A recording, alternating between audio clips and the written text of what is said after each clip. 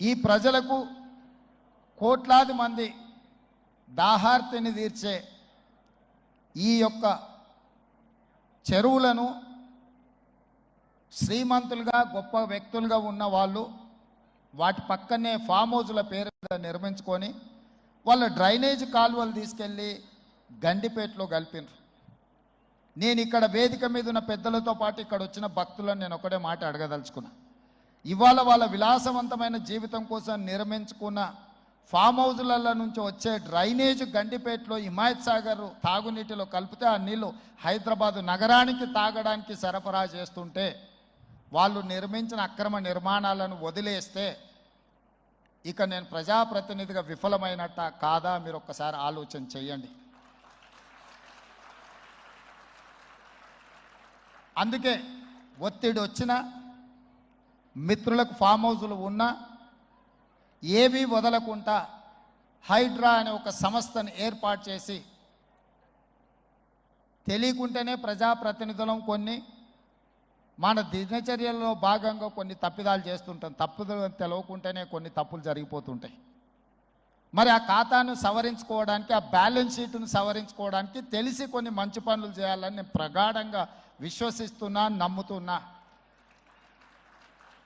ఆ తెలిసి చెయ్యాలనుకుంటున్న మంచి పనులో భాగము ఈ చెరువులను చెరబట్టిన వాళ్ళ నుంచి విముక్తి కలిగించాలన్న ఏకైక లక్ష్యంతోనే ఈరోజు చెరువులను ఆక్రమించుకున్న వాళ్ళను ఎవరిని వదలకుండా ఉక్కు పాదంతో అణిచివేయాలన్న ఆలోచన, అందులో నిర్మాణాలను ఏ ఒత్తిడి వచ్చినా వెనక్కి తక్కకుండా తొలగించాలన్న ఆలోచనతోనే ఈరోజు ఈ చెరువులలో ఉన్న అక్రమ కట్టడాలను కూలగొడుతున్నాము. దీనికి స్ఫూర్తి భగవద్గీత అనే కురుక్షేత్ర యుద్ధ సందర్భంలో అర్జునుడు ఆయుధాలను కింద పడేసి రాజ్యం కోసం భీష్మ పితామహుడు, అదేవిధంగా కర్ణుడు, దుర్యోధనుడు, దుశ్శాసనుడు నా సహోదరులందరూ ఆ పక్కన నించుంటే రాజ్యం కోసం వాళ్ళందరినీ సంహరించడం, వాళ్ళని సంహరించి రాజ్యాన్ని సాధించుకోవడం ద్వారా ఏమి ఉంటుంది, ఏం మనశ్శాంతి వస్తుంది అని చెప్పి అర్జునుడు యుద్ధతంత్రం నుంచి తప్పుకుంటా అన్నప్పుడు శ్రీకృష్ణ భగవానుడు బోధించిందే భగవద్గీత. చంపేదెవరు, చంపించేదెవరు, లోక కళ్యాణం కోసం నీ బాధ్యతను నెరవేర్చాల్సిందే. ధర్మం బ్రతకాలి, అధర్మం ఓడాలి అంటే నువ్వు యుద్ధం చెయ్యాల్సిందే అనే యుద్ధ నీతిని ఆ రోజు అర్జునుడికి బోధించింది శ్రీకృష్ణ భగవానుడు.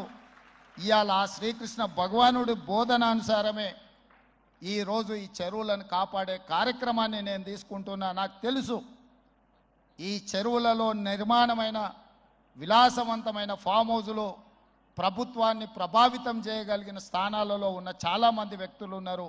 ప్రత్యక్షంగా ప్రభుత్వంలో భాగస్వాములు అయి ఉండొచ్చు, లేకపోతే సమాజం మీద బాగా ప్రభావితం చేయగలిగిన వ్యక్తులు ఉండొచ్చు. కానీ వాటన్నిటినీ నేను పట్టించుకోదలుచుకోలే.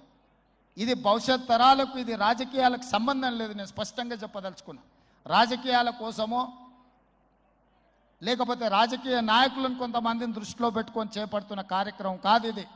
భవిష్యత్ తరాలకు, మన పిల్లలకు, వాళ్ళ పిల్లలకు వారసత్వంగా మనం అందించే సంపద ఈ సరస్సులు, ఈ నదులు, లేకపోతే ఈ రోజున్న ఈ చెరువులు. ఈ ప్రకృతి సంపదను మనం విధ్వంసం చేస్తే ప్రకృతి మన మీద కక్ష కడుతుంది. ప్రకృతి మన మీద ప్రకోపిస్తే మనం చెన్నైలో చూసినాం, అదేవిధంగా ఉత్తరాఖండ్లో చూసినాం, నిన్నగాక మొన్న వాయనాడు మనం కేరళలో చూసినాం. ఈరోజు ఇలాంటివన్నిటిని దృష్టిలో పెట్టుకున్నప్పుడు ఈ హైదరాబాదు నగరాన్ని రక్షించుకోవాల్సిన బాధ్యత మన అందరి మీద ఉన్నది. ఇది ఒక సుందరమైన నగరం. ఈ నగరానికి ఈ చెరువులే ఒక అందం. ఈ చెరువులను కాపాడే బాధ్యత ఈ ప్రభుత్వం తీసుకుంటుంది.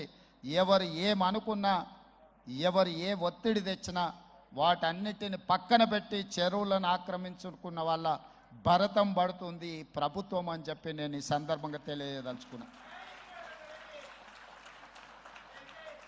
ఆనాడు కురుక్షేత్రంలో ధర్మం వైపు శ్రీకృష్ణుడు, అర్జునుడు నిలబడ్డందుకే ఈరోజు ఆ ధర్మం అనేది కాపాడింది.